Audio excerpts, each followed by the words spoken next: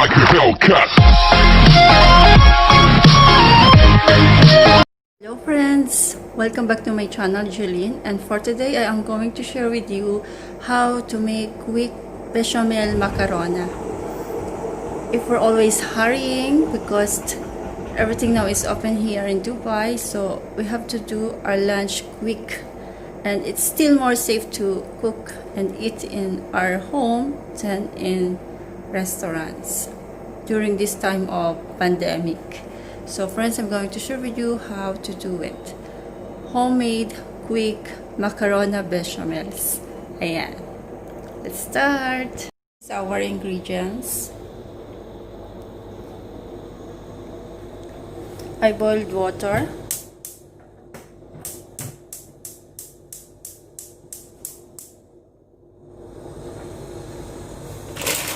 And we're going to half cook this. Any kind of pasta that is available on your area or home, it's good. But I choose this one because it's easy to eat. So let's open it. Now we are going to preheat our pan for our sauce. We are going to use bechamel sauce with cheese that is available in the store because we are going to make quick macarona bechamels. So this is mushrooms in can, sausage, and we have here onion. I cut it into cubes, and we are also going to use basil, oregano, salt, and pepper. So this is our ingredients. So while we are preheating, while we are heating our pan, we should have to preheat our oven. So I preheat this one. So let us put some cooking oil, just a bit,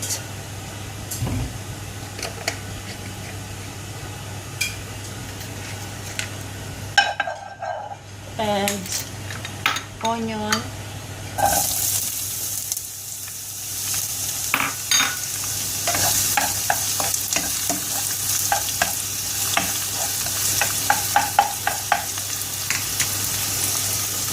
we'll wait until it will be golden brown.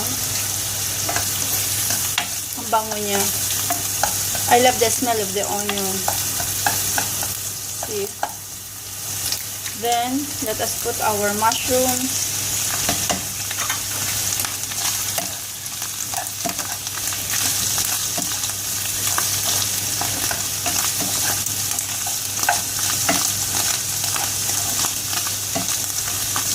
So this needs time. We'll keep it until it will be golden fried in a low fire, no? And this, we have to check it. We need it only half cook because we are still going to put it in the oven. So that's it. This recipe is best for those working people or hurrying mom who always on the go. So we can prepare quick bechamel macarona by using the bechamel sauce available on the store. So this is it. Ayan. So this is it now.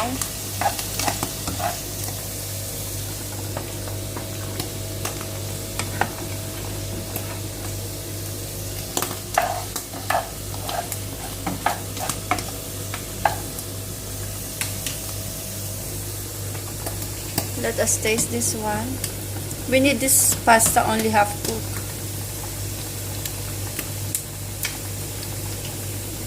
Medyo matigas pa. So now we are going to put our sausage. Isa pa na naiwan.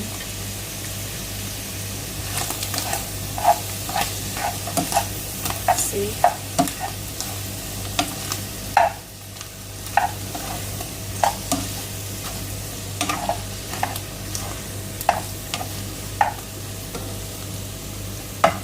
We are going also to wait until it will be golden brown. And this still we have to check until it will be half cooked.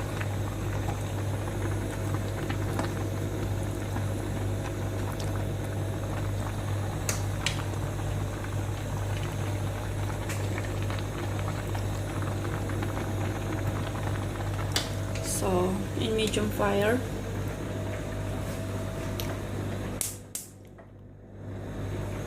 This also in medium fire. Macarona now done. Let's take one. Yeah, it is now half cooked. So we have to remove the water, drain. That's it.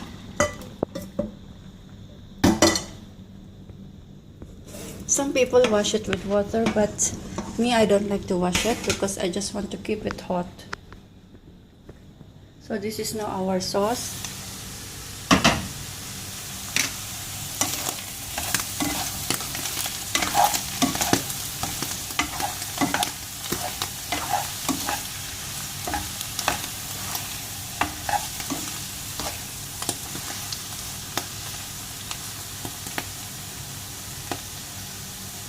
Let us taste it.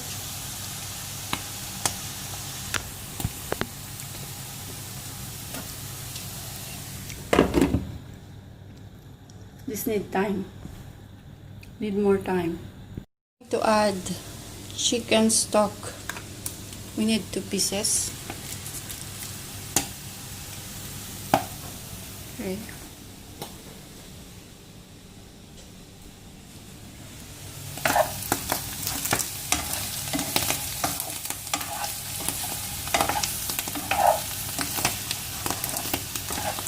We just have to wait until it will be golden brown.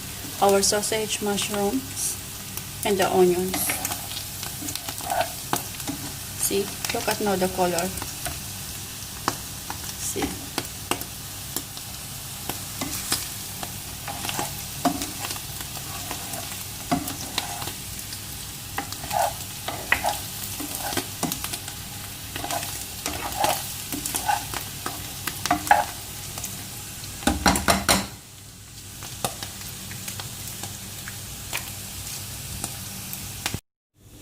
So friends, we are going to use now this, but we have to shake it well. Okay, we have to cut it here, from here.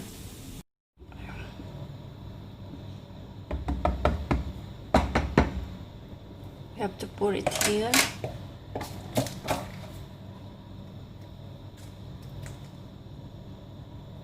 And we'll wait until it will boil.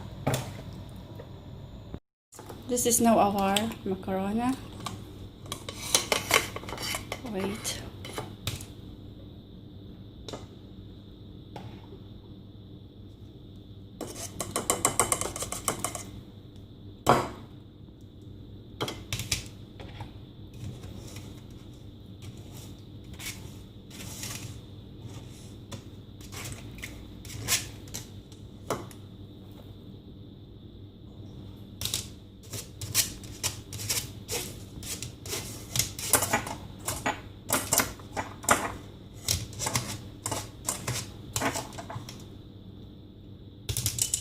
And our sauce, bechamel sauce.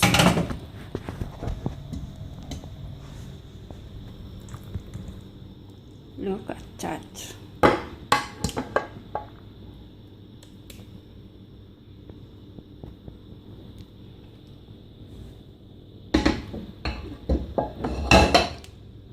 Looks yummy.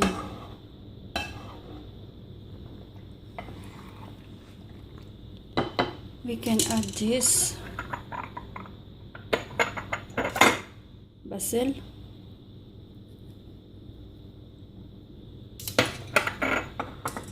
and oregano.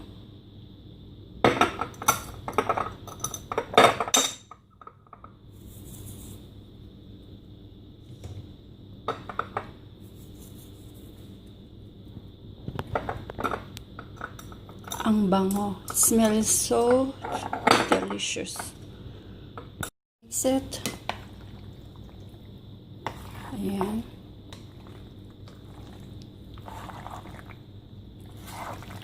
If it's thick, we can add more milk.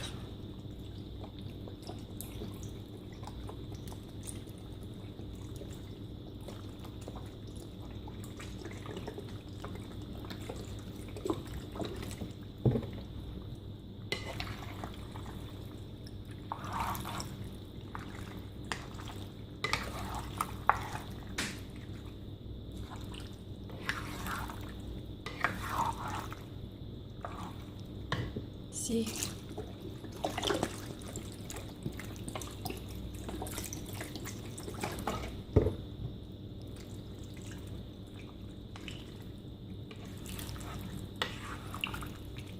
That's it. And we'll have to cover this.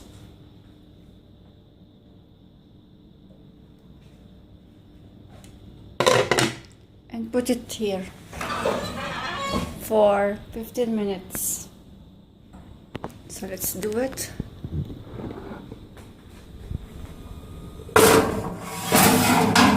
Okay. And I have to clean now my area.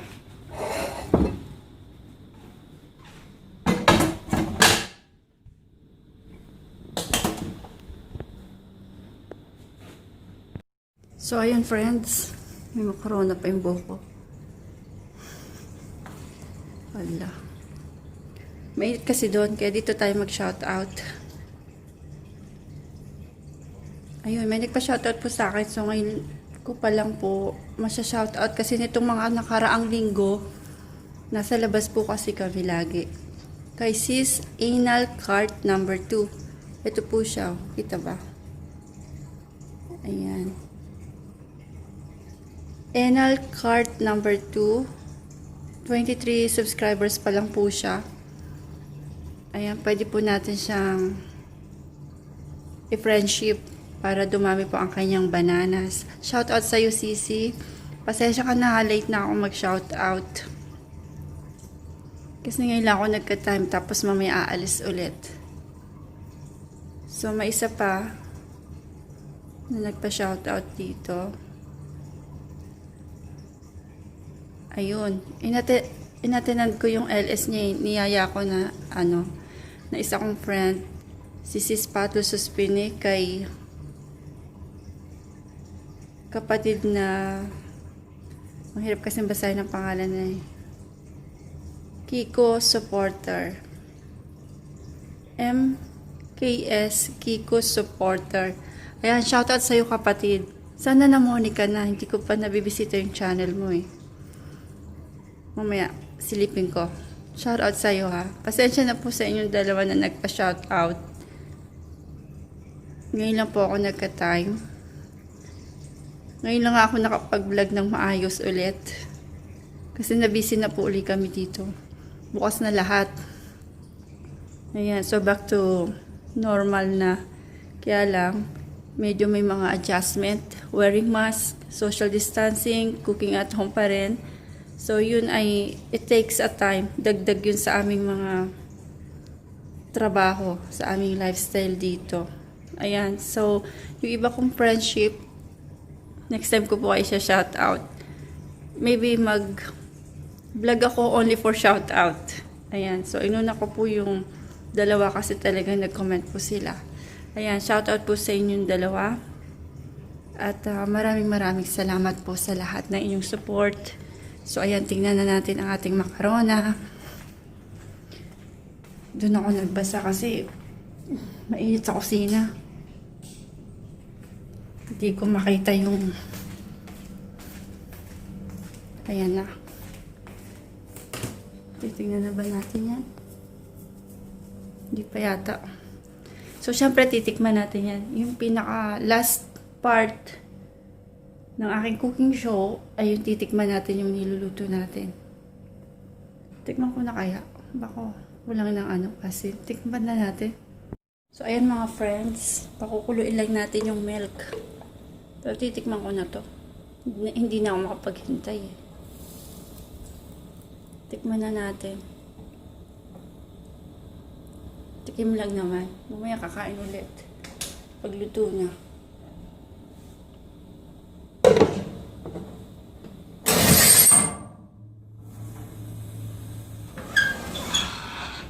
Ayan na friends. Kita nyo ba? Ito. Ang ating macarona.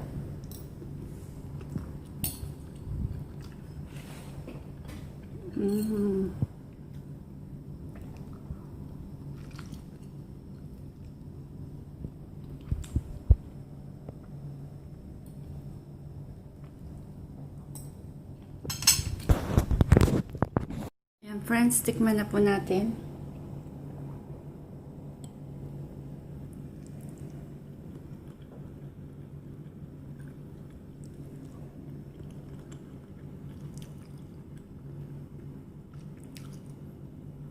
Hindi pa siya mainit.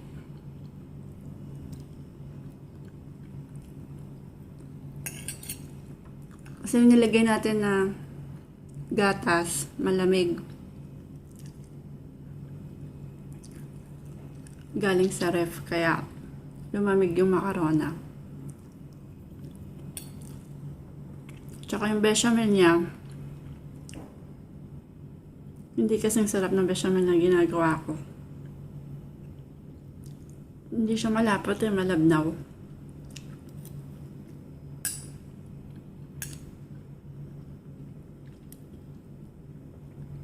Gumagawa ako ng homemade bechamel. Mas masarap pa dito sa sa mga nabibili sa stores. Kasi itong sa stores, malabnaw siya, hindi siya malapot. So gusto ko yung bechamel malapot. Kaya yung macarona natin ngayon, naglasang lang siya. Macarona na may gatas. Ayan. Pero okay na rin to. Kaysa wala. Oh, diba? Ayan, so okay na rin na magluto tayo sa bahay kaysa sa kumain tayo sa labas. Mas tipid. Bye. Hope you like it and see you next time.